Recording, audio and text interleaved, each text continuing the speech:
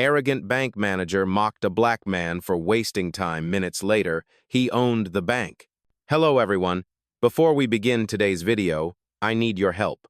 We've noticed that the channel is losing traction, and subscribing is one of the best ways you can help us. It's quick, free, and allows us to continue bringing you great content. Your support means everything. Let's keep this channel growing collectively. Where are you watching from? Drop your city or country in the comments below. Thank you very much. Now, let's get back to the story. You think this is your playground, don't you?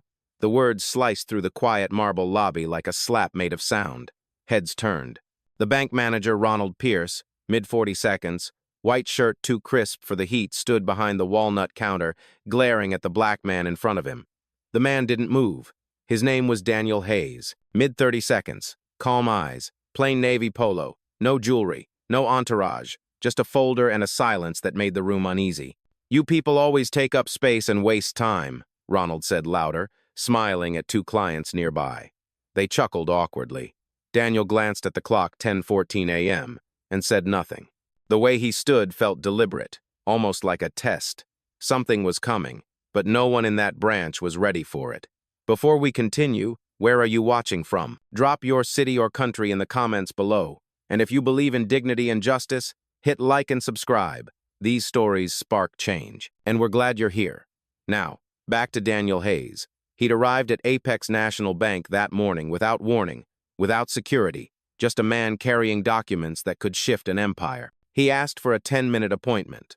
The teller, young and polite, had smiled and offered coffee until Ronald appeared and decided Daniel's time wasn't worth the espresso. Appointments for premium accounts only, Ronald barked.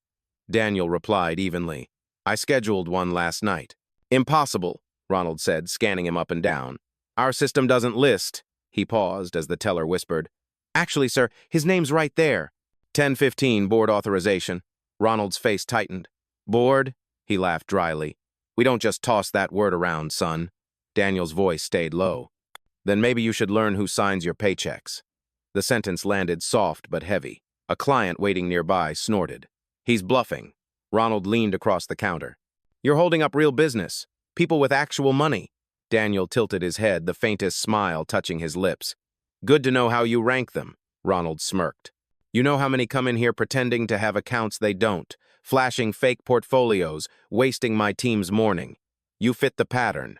The word pattern hung like smoke. Daniel didn't flinch. You mean the pattern you made up, he said quietly. The teller swallowed hard, eyes darting between them. Ronald slammed the counter with his palm. You want to make a withdrawal, Mr. Hayes? Withdraw your attitude. Then maybe I'll look at your folder. The crowd laughed. Daniel exhaled, steady, unbothered. Years of boardrooms and backhanded comments had built armor thicker than glass. He'd seen this look before in college, when a recruiter called him, articulate for your background. In his 20s, when a banker assumed his down payment check was counterfeit, he used to leave quietly. Not today. Today, he was here to watch who still mistook color for class. Ronald turned, signaling security with a flick of his wrist. Escort this gentleman to the lobby couch until we confirm his story. Daniel lifted the folder slightly. Confirm it fast. I've got a meeting upstairs in 5 minutes. Upstairs? Ronald sneered. Those rooms are for executives only. Daniel's tone didn't change. Exactly. The silence that followed was sharp enough to cut the air. One woman near the entrance whispered, Wait, is he serious? But before anyone could answer, Daniel opened the folder. What was inside would rewrite everyone's definition of executive, and for the first time, Ronald's voice wavered. The clock on the wall ticked to 10:16 a.m.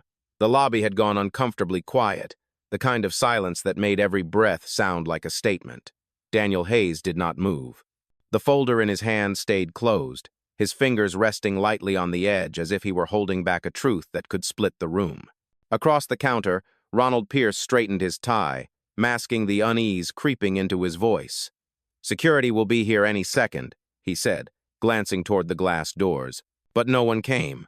The teller, a young Latina woman named Carla, looked at Daniel, then back at her monitor. Her voice trembled slightly. Sir, his appointment is real. It is marked executive clearance. Ronald turned sharply, his words snapping like a whip. I said stay out of it, Carla. Daniel's eyes never left him. You like giving orders, do you? He said calmly. Ronald forced a chuckle. That is how leadership works, son. I make the rules here. Daniel's tone did not rise, but it cut cleaner than any shout. That depends on which side of the table you are standing on. The lobby hummed with low whispers. A middle-aged man near the seating area whispered to his wife, "He is handling this better than I would." Ronald leaned over the counter again, lowering his voice as if dominance could be whispered into existence. "You can stop pretending, Mr. Hayes. You are not the first to walk in here with fake credentials and a story about meetings upstairs. I know your type." Daniel blinked once, slowly. "My type," he repeated.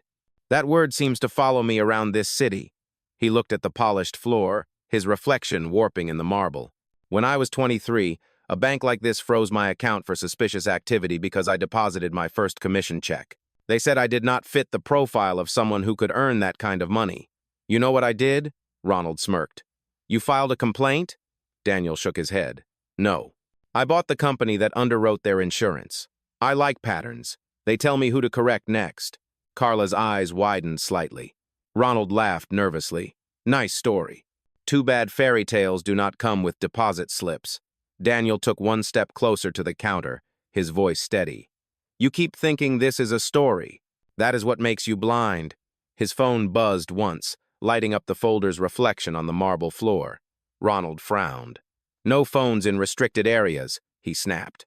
"Then maybe you should call corporate compliance," Daniel said softly, "because mine just logged you for misconduct." A small sound escaped Carla's lips, a gasp she could not contain. Ronald's jaw tightened. "You are bluffing." Daniel's reply came like a calm verdict. "No, I am documenting." He slid the folder open, revealing a single sheet embossed with a gold seal and a signature at the bottom his own. The header read, "Apex National Holdings, Executive Audit Division." The words below it, "Scheduled Review of Branch Operations, Miami District." Ronald's face drained of color. "That cannot be real." Daniel tilted his head. "You said leadership is about making the rules. I prefer to change them." The door to the inner office opened then, and a tall black man in a tailored gray suit stepped out. "Mr. Hayes," he said respectfully, "the boardroom is ready." Ronald's voice cracked. "Boardroom?" The man nodded once. "Yes, sir. Upstairs." The teller stepped back, her voice almost a whisper. He was telling the truth. The room exhaled all at once, a sound somewhere between shock and shame. Daniel looked at Ronald one last time. "You mocked me for wasting time. The irony is that I own every minute of yours." Then he turned and walked toward the elevator, leaving silence to finish the lesson he had started. The elevator doors slid shut with a soft, metallic whisper, sealing Daniel Hayes inside a rising column of silence. His reflection stared back at him from the mirrored walls, steady, unreadable, composed. The floor indicator blinked upward. 12, 13, 14. Beneath him, the noise of the lobby faded into a distant murmur. He exhaled once, quietly, the way a man does when he has waited years for a moment that finally arrives. On the 15th floor, the doors opened to a corridor lined with glass and light. Carla's voice from the lobby still echoed faintly in his head. He was telling the truth. Daniel stepped out, walking past framed photographs of board members who no longer worked there, men who had once looked at him like Ronald did. At the end of the hall, a woman in a navy suit met him with a tablet in hand. "Mr. Hayes," she said smoothly, "the board is assembled. Compliance is on standby." Daniel nodded. "Thank you, Rachel." She followed him into the boardroom, a vast chamber of polished oak, chrome, and tension. 8 executives sat around the table, their faces lit by the glow of screens displaying the words, "Apex National Holdings, Branch Review Audit, Miami." The chairman, a silver-haired man with measured eyes, leaned forward. "We received your alert," he said. "Is there a reason you initiated a live audit during business hours?" Daniel placed the folder on the table, sliding it forward with quiet precision. "There is. I wanted transparency, not damage control." The chairman frowned. "Transparency about what?" Daniel's voice did not waver. "Bias, repeated misconduct, and a culture that believes wealth has a color." A murmur rolled through the room. One board member, a woman in her 50s, spoke up. "You are referring to the incident downstairs?" Daniel nodded once. "Yes, and not just that one. It was predictable. Because it has happened before different faces, same mindset. He tapped his tablet, and a screen on the wall lit up with footage from the lobby captured through internal surveillance. The audio played clearly, Ronald Pierce's voice saying, "You people always take up space and waste time." The silence that followed was heavier than the furniture. Daniel looked around the table. "That is the public image you are protecting. That is how your clients are greeted." The chairman sighed, removing his glasses. "This is unacceptable," he said. "But it does not require an executive intervention. We can discipline the branch." Daniel's tone sharpened slightly, still calm. "No, you will not discipline a symptom and ignore the disease. We do not need a press release. We need reform." Rachel set a document in front of each executive, his reform plan, drafted months earlier and ignored twice. The board members flipped through the pages as he continued. "We promised equity. Instead, we built barriers wrapped in marble. I am done pretending that is progress." The chairman leaned back, studying him. "And what do you suggest?" Daniel replied evenly. "We start with accountability. Today," he turned toward Rachel, "call compliance. Have them join us here." She nodded, tapping her earpiece. Within minutes, 2 officers from the Internal Ethics Division entered the room. Daniel looked directly at them. The branch manager's behavior was recorded. Lock his access. Freeze his credentials. Begin full audit of the Miami branch. One of the officers replied, "Effective immediately, sir." The chairman raised a brow. "You are certain about this?" Daniel met his gaze. He mocked a client in a bank he did not realize he served. His ignorance cost us dignity. That is more expensive than any account. The room went still again. Then slowly, one by one, heads began to nod. The chairman finally said, "Approved." Daniel stood, closing the folder. "Then let us fix what we broke." Downstairs, as the message hit the system, Ronald Pierce's computer screen froze. His ID badge turned red. The same silence he had weaponized against others now wrapped around him like judgment. And for the first time in years, Apex National Bank was about to learn what accountability felt like. The elevator descended slowly, carrying Daniel Hayes back toward the lobby that had turned into the stage of his quiet reckoning. As the doors opened, the hum of murmurs returned, clients still whispering, staff pretending to work while their eyes followed the man they had underestimated. The tension was different now. It was no longer arrogance filling the air, but anticipation. Ronald Pierce stood behind the counter, pale and stiff, his badge still flashing red. "What is happening?" he muttered under his breath. The teller, Carla, whispered, "Corporate compliance just logged in. They froze your credentials." Ronald's throat tightened. "That is impossible. Only an executive can." He stopped mid-sentence as the elevator chime echoed through the hall. Daniel stepped out, calm, measured, carrying the same folder that had silenced the boardroom. Every step sounded like a verdict. The clients near the lounge turned, some recognizing him from earlier. Ronald forced a smile, desperate.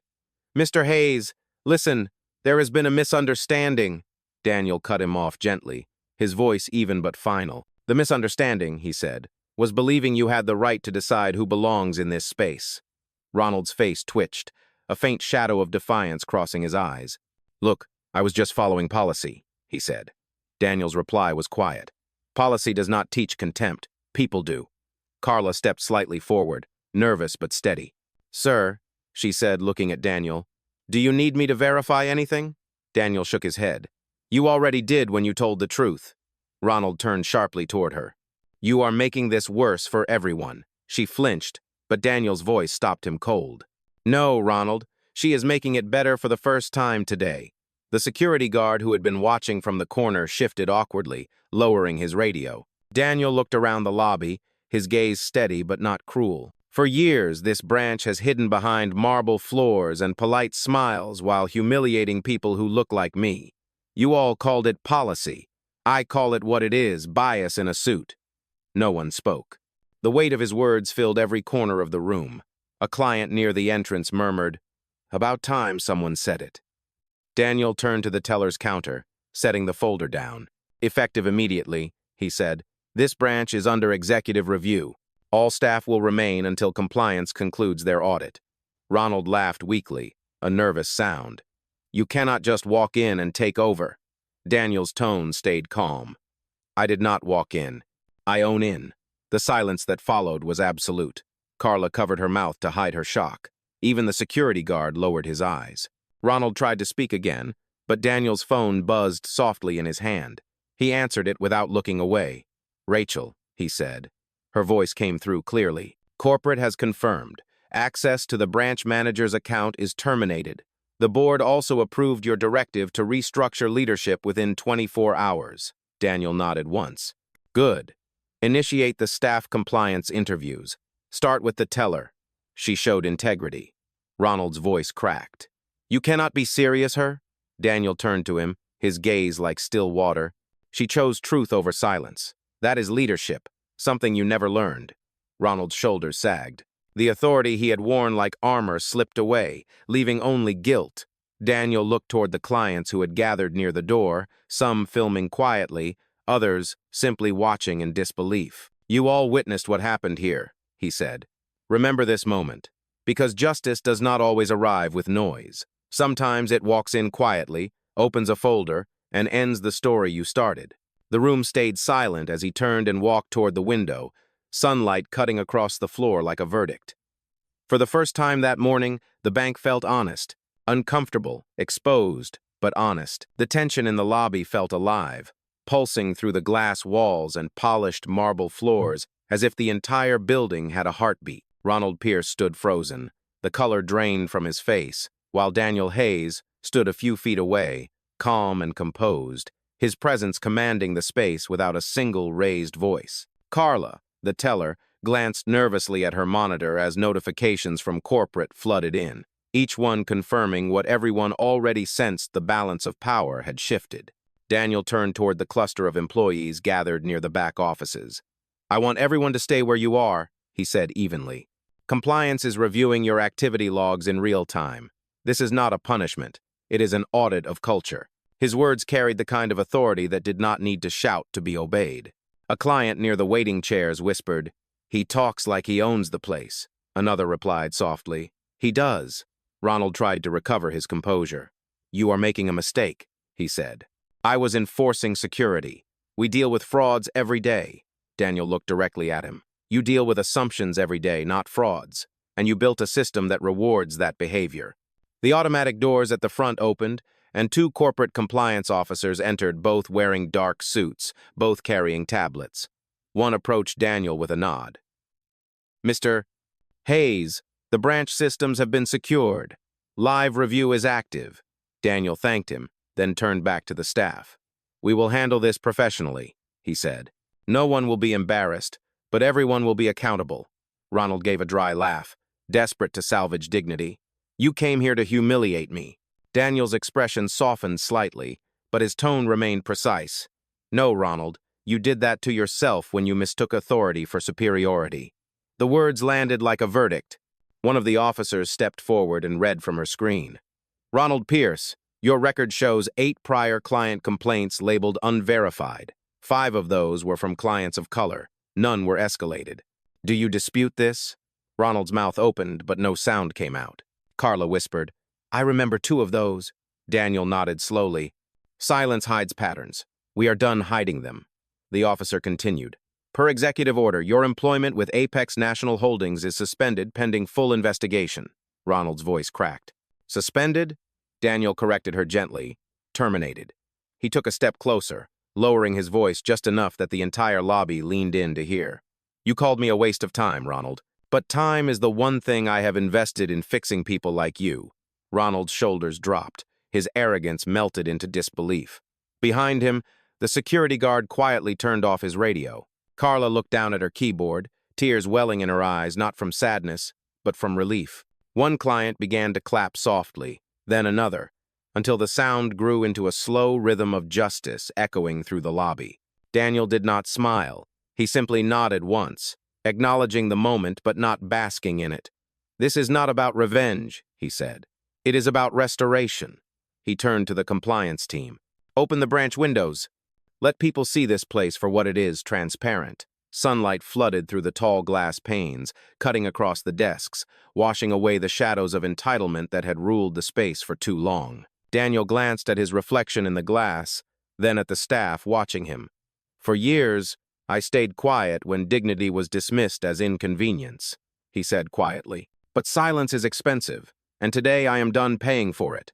The lobby went still again, but this time the silence did not feel heavy. It felt clean, honest, the kind of silence that follows truth after it has finally been spoken. The applause in the lobby faded slowly, replaced by a fragile quiet that carried both relief and reckoning. Daniel Hayes stood at the center of it, the same man who had walked in as a stranger only an hour ago and now stood as the embodiment of control. The compliance officers finished logging Ronald Pierce's termination, their screens flashing confirmation codes that sealed the action. Ronald stood motionless, eyes fixed on the floor as if searching for a way back to the authority he had just lost.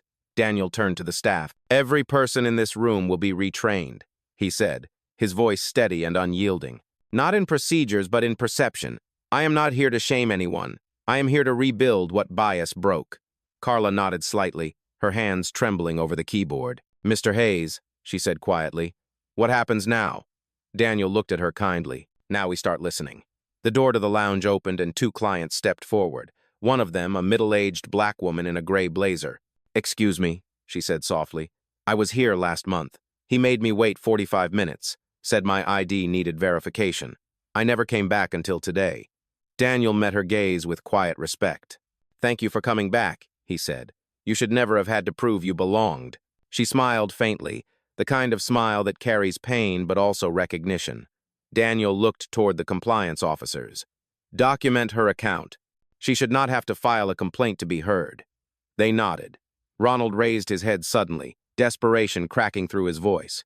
"You think you can fix this place in one day?" Daniel's tone remained calm, but his words carried weight. "No, Ronald, but I can make sure this is the last day it stays broken." The security guard shifted, his expression softening with understanding. "Mr. Hayes," he said hesitantly, "I should have stepped in earlier. I saw how he talked to you. I just did not want to lose my job." Daniel nodded. "You did not fail me. You failed yourself. But you can fix that starting now." The guard nodded silently. The sunlight through the windows grew brighter, reflecting off the polished floors and washing over the quiet faces that lined the room. Rachel's voice came through Daniel's phone, calm and precise. "Mr. Hayes, Corporate Communications is requesting a statement for internal distribution. They are asking whether to make this public." Daniel hesitated for a moment, his eyes drifting toward Ronald, then to Carla, then the clients still waiting. "Yes," he said finally, "but not as a headline, as a lesson." Ronald's lips parted in disbelief. "You are going to make an example out of me?" Daniel stepped closer, his tone colder now but never cruel. "No, Ronald, you made the example. I am just giving it context." He turned to Rachel's voice on the line. "Include this in the statement. Accountability is not about punishment. It is about prevention." "Understood," Rachel replied. "Also, legal has confirmed your authority to restructure leadership within the Miami district." Daniel glanced back at the staff. "Then we begin immediately." Carla swallowed hard. "Does that mean new management?" Daniel nodded. "Yes, and it starts here." He paused, letting the weight of his decision settle. "Carla, as of this moment, you are interim branch manager until further notice." Her hand flew to her mouth, eyes wide. "Sir, I am not qualified." "You are honest," Daniel said. "That is qualification enough." The clients began clapping again, this time louder, genuine. Ronald stared in disbelief, his voice small. "Her? The teller?" Daniel met his gaze for the final time. "You judged her the way you judged me by surface. That is why you are standing there, and she is standing up." The silence that followed was absolute, but this time it was filled with something new. Justice reshaping the room, quietly, irrevocably. The sun had dipped low outside the glass walls of the branch, washing the marble lobby in warm amber light. The day that began with humiliation was now ending with reform. Daniel Hayes stood where the bank manager once ruled, but the tone had changed completely. There was no more arrogance in the air, no quiet bias lurking in the corners. Every face left in the room, clients, compliance officers, tellers carried the same expression, realization. Daniel adjusted his cufflinks, not out of vanity but composure, a ritual he had learned to use when the weight of the moment grew heavy. Carla's voice came through softly from the speaker, still connected from headquarters. "Mr. Hayes, corporate has confirmed all protocol updates have been uploaded. The equity banking directive will take effect immediately across every summit branch." Daniel nodded. his voice calm and reflective. Then we did more than clean a single room today, Carla. We set a precedent. Carla replied, yes, sir, and it is already trending internally as the Hayes standard. He allowed himself a faint smile. Good. Let it mean something. He turned toward the small crowd that had stayed the clients who had witnessed every cruel word, every false accusation, and every turn of justice. Before you go, he said, his voice low but resonant, I want to leave you with this. What happened here today was not an anomaly. It was a reflection, and reflections do not lie, but they can be changed. A soft murmur ran through the room. For years, Daniel continued, we have told ourselves that bias was policy, that dignity depended on presentation, that some faces looked more credible than others. Today, we ended that illusion. He paused, eyes meeting Carla's voice echoing faintly from the phone. Corporate is asking for a closing statement, she said gently. Daniel took a slow breath. Then tell them this. True wealth isn't measured in accounts or assets, it is measured in integrity. And today, we made a deposit the whole world can see. Carla was silent for a beat, then said, Beautifully said, sir. I will record that. He smiled faintly. From the back, Carla the teller turned interim manager stepped forward, still uncertain but standing tall. Mr. Hayes, she said softly, what happens tomorrow? Daniel looked at her with quiet pride. Tomorrow we open the doors again. But this time, we greet everyone like they belong. The crowd nodded, some applauding quietly. Even the young security guard, once frozen by fear of losing his job, now stood straighter, his eyes filled with something new respect. Daniel gathered his tablet, the same one that had once fallen to the marble floor in insult. He turned it over once, its surface now reflecting the ceiling lights like a mirror. Do you see this? He said quietly. This is what dignity looks like. It cracks, but it does not break. He placed it gently on the desk and faced the glass doors. The city outside shimmered with life cars, people, stories, all moving toward their own reckonings. He exhaled, slow and steady. Carla, he said into the phone, file the final note. What title shall I use, sir? She asked. Daniel's voice was soft but firm. File it under account restored. And as the automatic doors opened and he stepped into the cooling evening, the sign behind him caught the last light of the day, Summit Wealth Bank. Underneath it, in small gold letters no one had noticed before, was the branch's motto, Trust earned, not assumed. Daniel walked away quietly, the weight of the day behind him, the echo of justice still alive in the air. He did not raise his voice. He did not seek revenge. He had done what he came to do, remind the world that power needs no permission when it comes dressed in truth. The night had settled over the city by the time Daniel Hayes stepped into the street. The cool air brushed against his face, softening the sharp edges of the day. He did not rush. Every step he took carried the weight of memory, the quiet power of a man who had once been dismissed and had chosen to respond with purpose instead of rage. The streetlights reflected in the glass of the bank behind him, the same building that had tried to strip him of dignity hours earlier. Now, that reflection looked different, steadier, almost cleansed. His driver pulled up, a sleek black sedan with tinted windows, but Daniel waved him off gently. Not tonight, he said. I want to walk. He moved down the block, passing people who had no idea they were walking beside the owner of the very institution towering above them. To them, he was just another man in a dark coat, blending into the rhythm of the city. That anonymity comforted him. It reminded him why he fought the way he did. His phone buzzed. Rachel's name lit up on the screen. It is done, she said. Compliance has issued the new policy memo. It is already circulating, and the board just approved your proposal for the Diversity Accountability Council. Daniel smiled faintly. Good. Make sure Carla is on that team. She is, Rachel confirmed.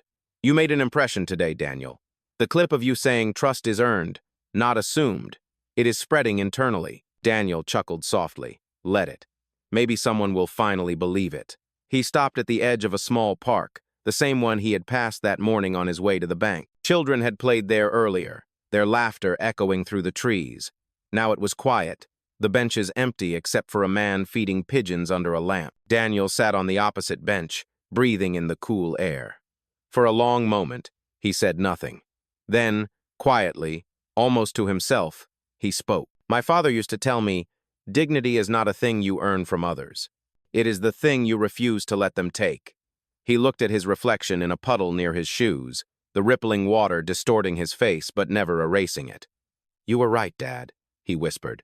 "You were always right." His phone buzzed again. A message from Carla. Asterisk. "Thank you for believing in me, sir. I will not let you down." Asterisk. He typed back. Asterisk. "You already proved that today. Now teach others to do the same." Asterisk. He locked the screen and leaned back, looking up at the night sky.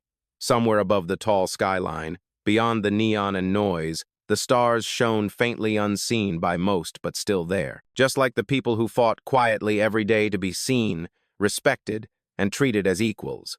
Daniel stood, buttoned his coat, and began walking again. As he reached the corner, an older woman selling newspapers called out, "Evening edition, local bank scandal ends with CEO reform." He smiled. "Keep one for me," he said, handing her a bill. She glanced at the headline and back at him. "You look familiar," she said. "Were you in this story?" Daniel paused, then smiled softly. "No," he replied. "I just like how it ends." He took the paper and walked into the glow of the streetlights, his silhouette fading into the hum of the city, quiet, certain, and unshaken. Somewhere behind him, the golden letters on the bank shimmered again under the light. Asterisk Summit Wealth Bank Trust earned. Not assumed. Asterisk. This time, they finally meant it. The following morning unfolded in quiet contrast to the chaos of the previous day. The sun rose over downtown, its golden light spilling across the glass towers and glinting off the sign that read, Summit Wealth Bank. Inside, the atmosphere was different, lighter, cautious, but alive. The marble floor still gleamed, but now it reflected something new, accountability. Daniel Hayes arrived early, walking through the front doors alone, the same doors that had once been a threshold of humiliation. The staff greeted him differently now, not out of fear, but respect. Carla, standing near the counter, straightened her blazer and smiled nervously. "Good morning, Mr. Hayes," she said. Daniel nodded warmly. "Good morning, Carla. How is the team adjusting?" She took a steadying breath. Everyone is quiet but focused. Compliance started orientation at 7 sharp. I think it is sinking in that yesterday was more than a headline. Daniel smiled faintly. Good. Let it sink deep. Change that does not unsettle you is not real change. They walked toward his temporary office, a glass-walled space that overlooked the lobby. It was not the grand corner office one might expect for a CEO, but Daniel had chosen it intentionally. Transparency begins here, he had told Rachel the night before. He wanted to see everything, the customers, the staff, the interactions, the small moments where respect was either given or denied. Inside, Rachel was already waiting on a video call. "Morning, Daniel," she said through the screen. "The press is asking for a statement. They are calling this the bank that changed overnight. Do you want to respond?" Daniel considered it for a long moment. "No press conferences," he said finally. "We do not need applause for doing what is right. Just issue a short statement. We listened, we learned, we changed, and we are still listening." Rachel smiled. "Simple, powerful. It sounds like you." "It sounds like progress," Daniel corrected gently. "And progress is never about one man." Outside the glass wall, Carla was guiding a young teller through the new client verification process. She was patient, firm, calm. Daniel watched her for a moment, pride flickering in his eyes. Then his gaze drifted to the entrance, where a deliveryman stood hesitantly, holding an envelope. The guard waved him through, and he approached Daniel's office with care. "For you, sir," the man said. Daniel opened it.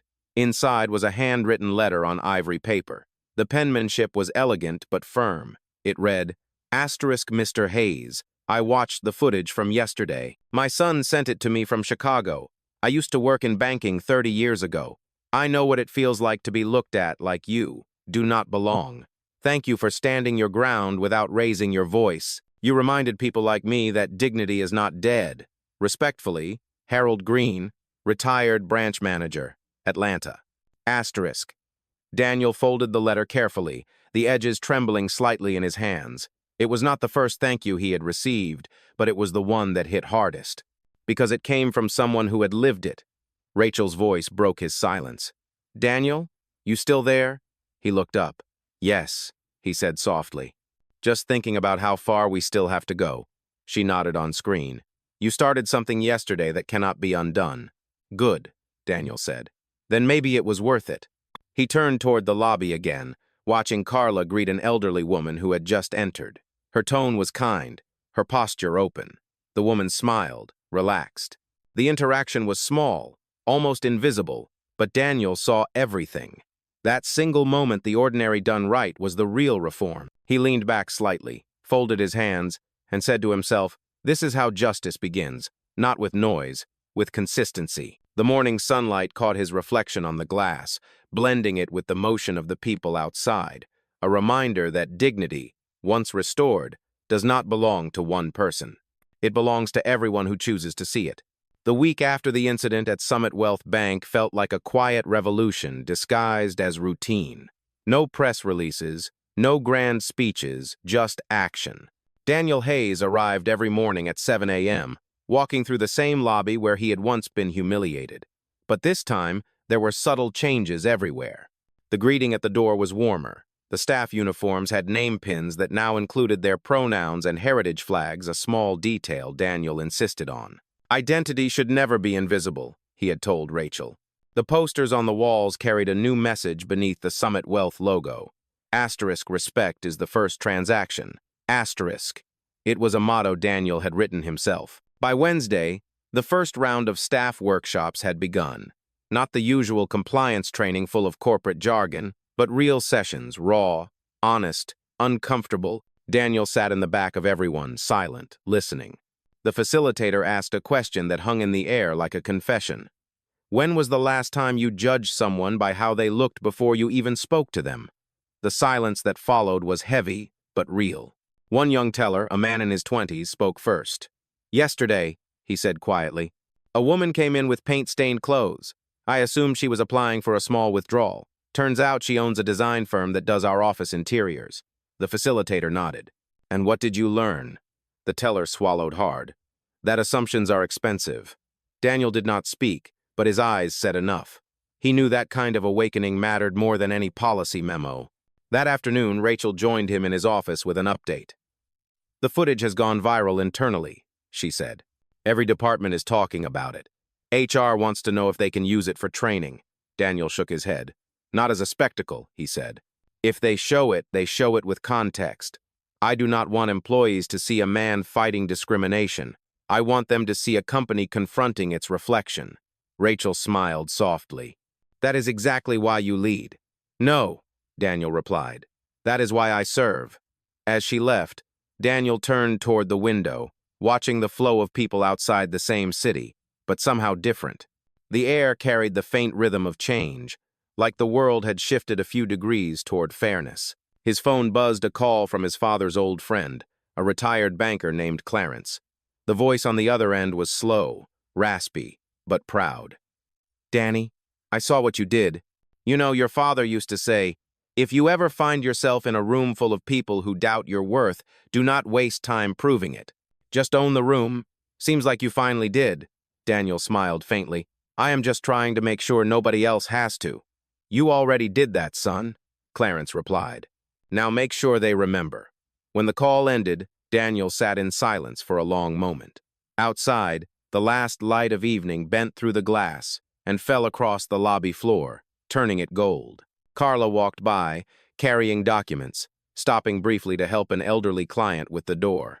It was small, kind, human, the kind of moment that mattered most. Daniel watched, his reflection merging with hers in the glass, two people who had stood on opposite sides of a broken system, now rebuilding it together. He picked up his pen, opened his notebook, and wrote one final line beneath the day's notes.